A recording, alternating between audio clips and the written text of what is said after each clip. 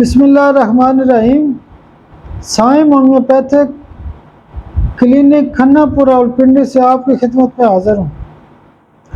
آج کا جو ٹاپک ہے وہ بھی مائنڈ روبرک کے حوالے سے اور بہت خاص روبرک ہے، فیئر آف پاورٹی، غربت کا خوف۔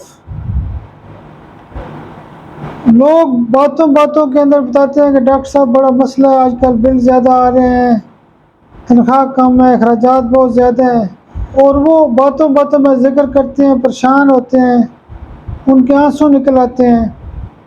نکتہ یہ ہوتا ہے کہ ان کو غربت کا خوف ہوتا ہے۔ جب بھی غربت کے خوف کے حوالے سے کوئی کیس ہو تو اس کی ایک خاص دوائی ہوتی ہے برائیونیا۔